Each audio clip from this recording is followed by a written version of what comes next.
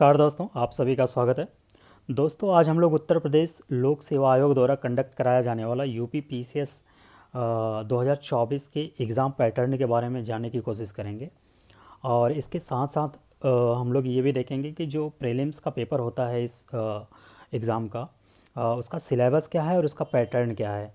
तो बेसिकली दोस्तों, ये जो वीडियो है आज का, ये दो पार्ट में डिवाइड हो जाएगा। पहला जो पार्ट होगा इसका, ये होगा कि इसका एग्ज़ाम का जो प्लान होता है, यानी जो स्टेज होते हैं वो कौन कौन से होते हैं। और जो दूसरा पार्ट इसका डिवाइड हो जाएगा वो प्रीलिम्स स्पेसिफिक बातों पे हो जाएगा। तो दोस्तों, आज इस वीडियो का जो पहला पार्ट है उसके बारे में हम लोग बात करते हैं। तो दोस्तों, आपके स्क्रीन पे दिख रहा होगा प्लान ऑफ एग्ज़ामिनेशन, यानी जो यूपी पीसीएस का पेपर होता है दोस्तों, वो बेसिकली 3 फेज़ में कंडक्ट कराया जाता है। वो 3 फेज़ कौन कौन से होते हैं दोस्तों? तो इसका पहला फेज़ होता है प्रीलिम्स का। प्रीलिम्स का एग्ज़ाम जो होता है दोस्तों, वो बेसिकली ऑब्जेक्टिव टाइप यानी मल्टीपल चॉइस क्वेश्चन के बेस पे होता है। और जो बच्चा इस प्रीलिम्स एग्ज़ाम को क्लियर करता है, यानी कट ऑफ को क्लियर करता है, उसे मेंस में बैठने का मौका मिलता है।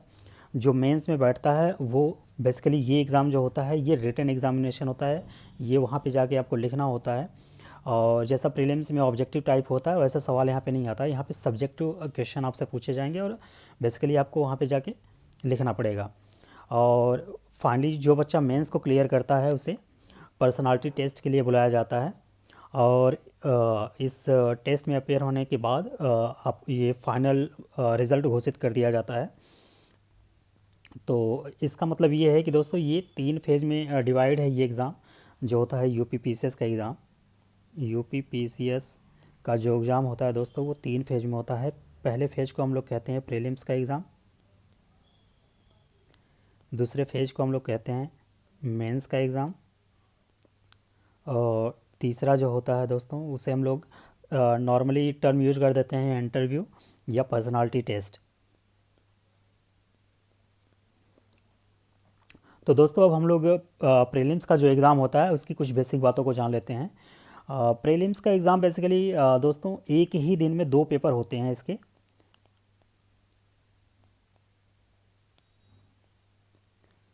इसमें 2 पेपर लिया जाता है। जो पहला पेपर होता है दोस्तों, उसे पेपर 1 या जीएस फर्स्ट कहा जाता है।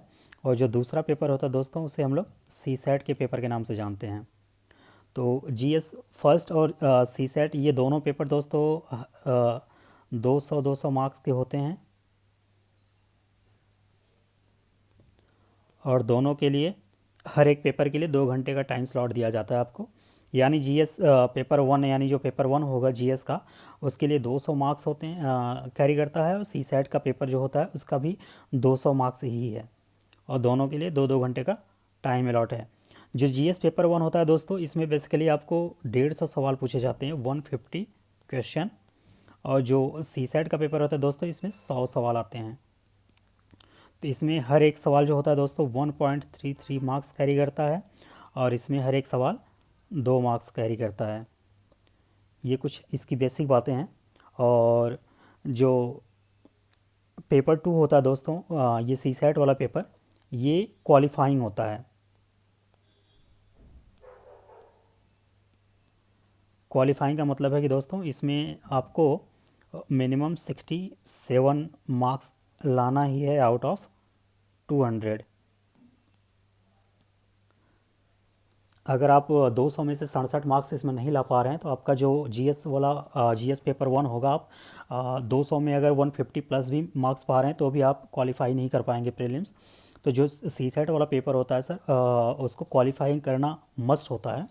इसके बाद ही आपका रिज़ल्ट पॉजिटिव में आ सकता है, अदरवाइज कोई चांस नहीं है। तो यहाँ पे आपको देखिए मेंशन कर रखा है कि जो पेपर 2 होता है प्रीलिम्स एग्ज़ाम का, वो क्वालिफाइंग पेपर होता है। और इसमें जो मार्क्स है वो 33% फिक्स है। और ये भी लिखा हुआ है इसमें कि जो कैंडिडेट होगा वो दोनों पेपर, यानी प्रीलिम्स का जो पेपर होता है, दोनों पेपर में उसको अपीयर होना मस्ट है। अगर किसी एक पेपर में अपीयर हो रहा है, दूसरा छोड़ दे तो ऑटोमेटिक उसका जो वो डिस्क्वालीफाई हो जाएगा बेसिकली। और जो मेरिट बनेगी दोस्तों, तो मैंने आपको पहले ही बताया कि जो पेपर 2 है सी सेट का, वो क्वालिफाइंग है। तो जो मेरिट बनेगा वो पेपर 1 के बेस पे ही बनेगा। पेपर 1 में आप आउट ऑफ 200 कितना मार्क्स कैरी कर रहे हो। अगर वो कट ऑफ से ऊपर जा रहा है तो आप क्वालिफाई कर जाओगे। और लेकिन आपको सी सैट में मिनिमम 67 मार्क्स आपको लाना है आउट ऑफ 200। अगर आप प्रीलिम्स क्लियर करते हो दोस्तों तो आपको फिर मेंस में बैठने का मौका मिलेगा, जो कि कंपलसरी इसके 8 पेपर होते हैं। तो जो पहला पेपर होता है दोस्तों इसमें जनरल हिंदी का होता है। दूसरा पेपर जो होता है दोस्तों वो ऐसे का यानी निबंध का पेपर होता है। इसके बाद इसमें 4 पेपर जीएस के होते हैं, जो कि मोस्टली यूपीएससी पैटर्न पे है। और इसके बाद जो पेपर जीएस का 7th और 8th पेपर होता है जीएस का, यानी जीएस का 5वां और 6ठा पेपर, ओवरऑल 7वां और 8वां पेपर, वो यूपी स्पेसिफिक होता है दोस्तों। 2022 तक ये दोनों पेपर यानी 7वें और 8वें जो जीएस पेपर यहाँ दिखा रहा है, ये पेपर ना होके ऑप्शनल का पेपर होता था। लेकिन 2023 से ऑप्शनल को हटा दिया गया है और इसके स्थान पे 2 यूपी स्पेसिफिक पेपर को ऐड कर दिया गया है। यानी 7वें और 8वें पेपर यानी जीएस का जो पेपर होगा ये 7वां और 8वां, ये यूपी स्पेसिफिक पेपर होगा। इसमें आपसे सिर्फ और सिर्फ यूपी के बारे में ही जानने को मिलेगा। आगे हम लोग अभी देखेंगे कि उन पेपर में क्या क्या दिया हुआ है। पहले हम लोग ये जानते हैं कि ये बेसिक आइडिया ले रहे हैं इसका कि इस एग्ज़ाम में कितने पेपर हो रहे हैं। तो प्रीलिम्स में दोस्तों जैसा कि आप लोग देख रहे होंगे कि 2 पेपर होता है। पहला जो जीएस फर्स्ट होता है वो जीएस का होता है। जो दूसरा पेपर होगा वो सी सैट का होगा। और जो मेंस होगा इसके बाद, मेंस में 8 पेपर होते हैं।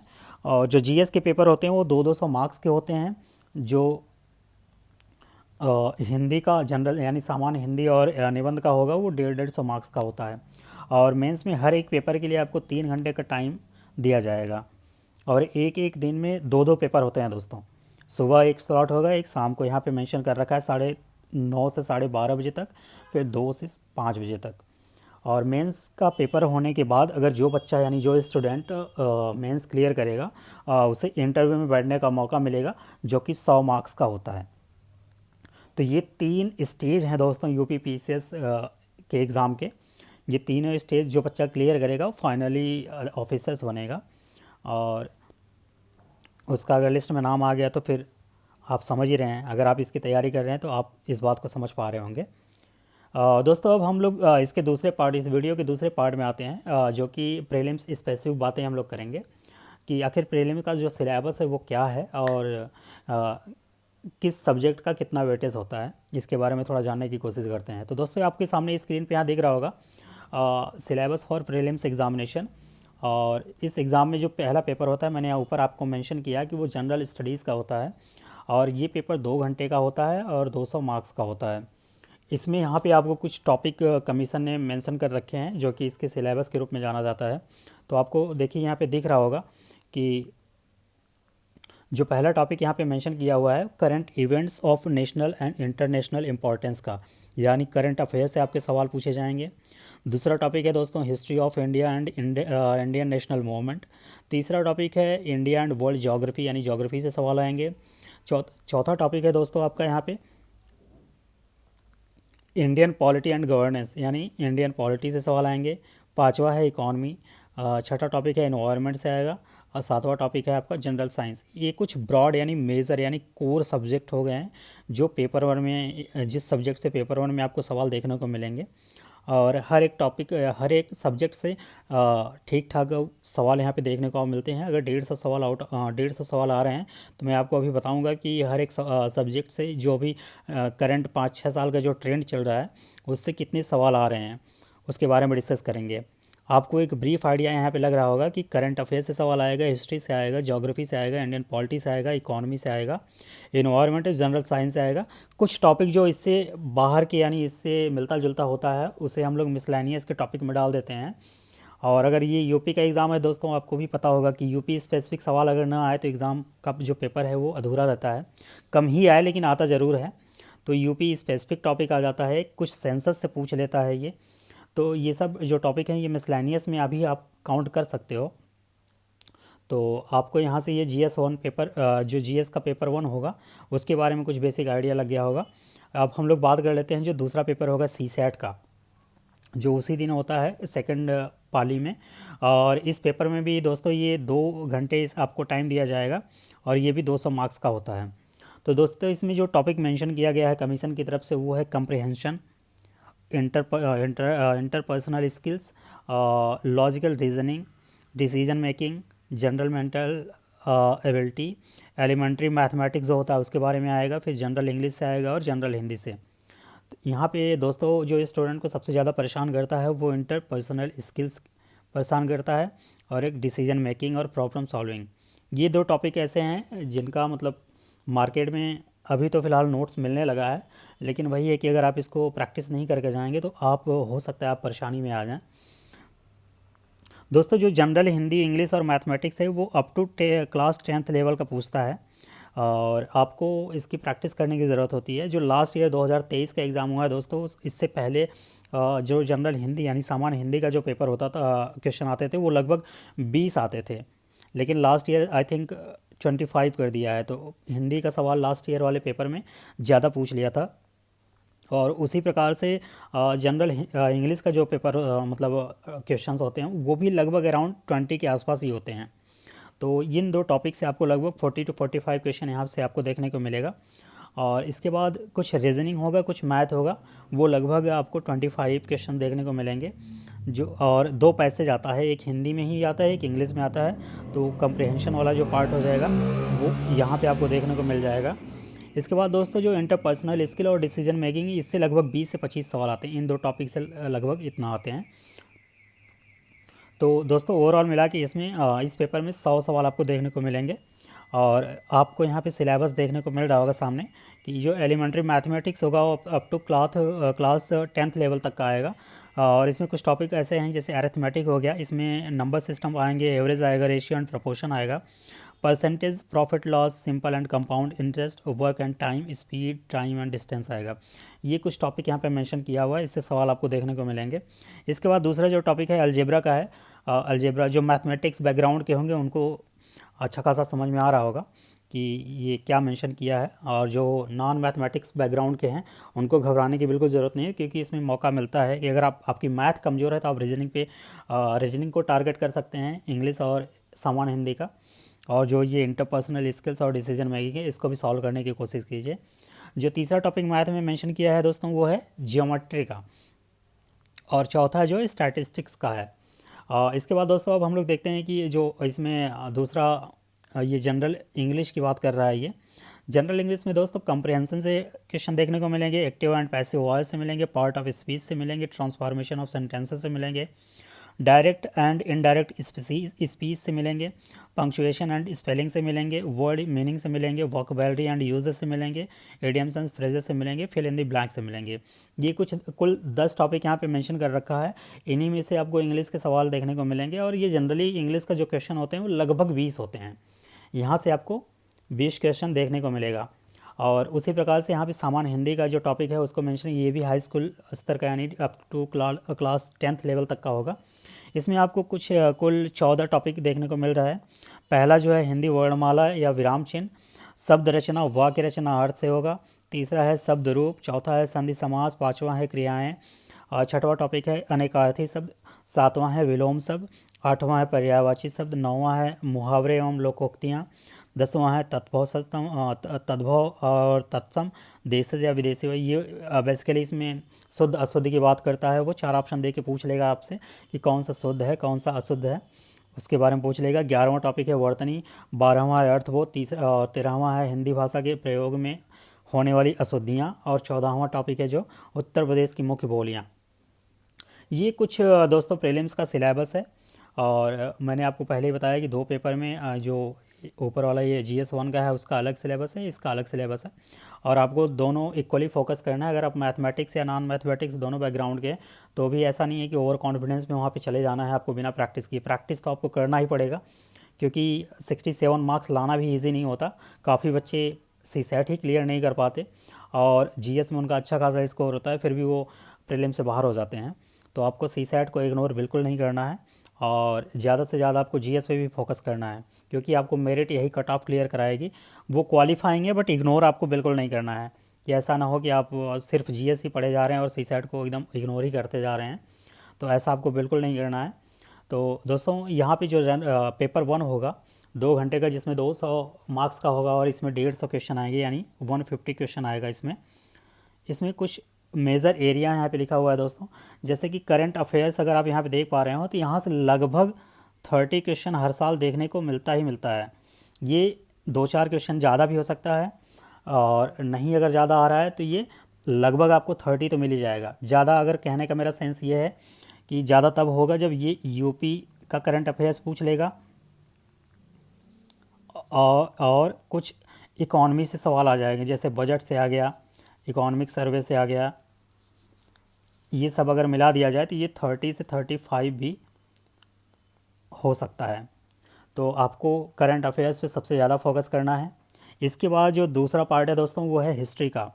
हिस्ट्री की बात की जाए तो हिस्ट्री से यहाँ पे एंशिएंट से पूछेगा, मेडिवल से पूछेगा और मॉडर्न से पूछेगा, और कुछ जो सवाल होते हैं वो कल्चर, आर्ट एंड कल्चर से भी पूछ लेता है कभी कभी। तो इतना टॉपिक मिला के लगभग यहाँ से आपको 20 to 25 क्वेश्चन यहाँ से भी देखने को आपको मिलेगा। और तीसरा मेजर जो टॉपिक है दोस्तों वो है ज्योग्राफी। ज्योग्राफी से लगभग ऑन एंड एवरेज हर साल लगभग 20 सवाल देखने को मिलता है। अगर आप ज्योग्राफी के साथ साथ इन्वायरमेंट को भी काउंट कर लेते हैं एक में ही, तो लगभग ये भी 10 सवाल के आसपास तो यहाँ से भी पूछता है। तो दोनों से मिला के लगभग 30 सवाल पूछे जाते हैं। अगर आप इन्वायरमेंट को अलग करेंगे तो ज्योग्राफी से लगभग 20 सवाल पूछे थे। कुछ क्वेश्चन ऐसे होते हैं जिसको डिवाइड करना बहुत टफ हो जाता है, क्योंकि ये इन्वायरमेंट का है कि ज्योग्राफी का है उसको, इसलिए मैं ज्योग्राफी और इन्वायरमेंट को एक ही साथ जोड़ दिया हूँ। इसके बाद इंडियन पॉलिटी से दोस्तों लगभग 15 सवाल देखने को मिलता है। और जनरल साइंस, ये तो काफ़ी इंपॉर्टेंट है। अगर प्रीलिम्स क्लियर करना है तो ये नॉन साइंस बैकग्राउंड वालों के लिए थोड़ा सा टफ हो जाता है, बट ये डूएबल होता है। आप इसको अगर थोड़ा बहुत मेहनत कर रहे हैं तो आप इसको कर जाएंगे। तो लगभग इसमें भी 20 से 22 सवाल आ ही जाते हैं। तो आपको जनरल साइंस पे भी फोकस करना है। और जनरल साइंस बेसिकली 3 पार्ट में यहाँ पे डिवाइड हो जाता है। पहला है बायोलॉजी,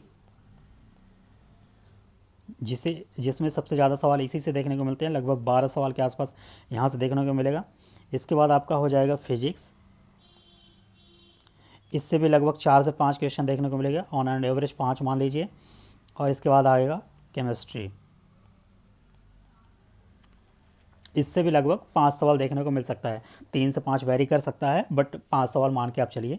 तो यहाँ पे भी लगभग 20 से 22 सवाल जनरल साइंस से भी देखने को आपको मिलेगा। इसके बाद दोस्तों एक टॉपिक आ रहा है इकॉनमी का दोस्तों 2023 से पहले बहुत ज़्यादा वेटेज तो यूपी में नहीं था, लेकिन लास्ट वाले एग्ज़ाम में यानी 2023 का जो पीसीएस है उसमें करंट अफेयर्स से यहाँ पे 6-7 सवाल एक्स्ट्रा ऐड कर दिया था, जिसकी वजह से जो पेपर की क्वालिटी थी वो थोड़ी टफ और टफर साइड में चली गई थी, मॉडरेट टू टफ से।